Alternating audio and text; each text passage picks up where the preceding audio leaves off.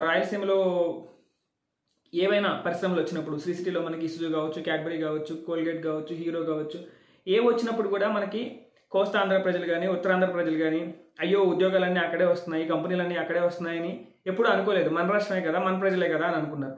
అలాగే ఉత్తరాంధ్రలో విశాఖ అభివృద్ధి చెందుతున్నప్పుడు కానీ, పరవాడ ఫార్మాసిటీలో ఫార్మా హబ్గా మారుతున్నప్పుడు కానీ, ఉద్యోగాలు ఉపాధి వస్తున్నప్పుడు కానీ, ఆంధ్ర యూనివర్సిటీ ఇవన్నీ మొదటి నుంచి అక్కడే ఉన్నప్పుడు కానీ, కోస్తా ప్రజలు కానీ, రాయలసీమ ప్రజలు కానీ అయ్యో మొత్తం అక్కడే ఉందని కానీ, అక్కడ ప్రజలే బాగుపడిపోతున్నారు మనం పాడైపోయామని కానీ ఎప్పుడు మనకి అసూయ చెందటం కానీ, లేకపోతే విద్వేషాలు కానీ ఎప్పుడూ లేవన్నమాట. అంతా మన వాళ్ళే, అంతా మన రాష్ట్రమే అని ఈ మూడు ప్రాంతాలు కలిసిమెలిసి ఉండేవి సోదరభావంతో. అయితే ఎప్పుడైతే మన అన్నగారు సీన్లోకి ఎంటర్ అయ్యారో, కోస్తా ఆంధ్రపై పర్టికులర్గా ఈ రాజధానుల అంశంపై వికేంద్రీకరణని చిచ్చురేపి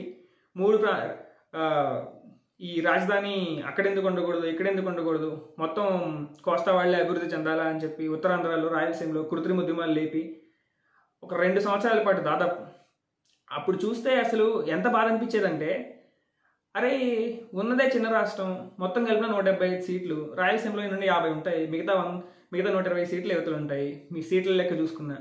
అలాంటి ప్రాంతంలో కూడా ఇంకా ప్రాంతీయ విద్వేషాలు రెచ్చగొట్టి రాజకీయ పబ్బం గడుపుకుందాం అనుకుంటే ఆ 2 సంవత్సరాల పాటు రాష్ట్రాన్ని ఒక రకంగా రావణ కాష్టం చేసి ఆ మంటల్లో చలిగాచుకునే అంత వికృతమైన రాజకీయం చేస్తారని మాత్రం ఎప్పుడు అనుకోలేదు.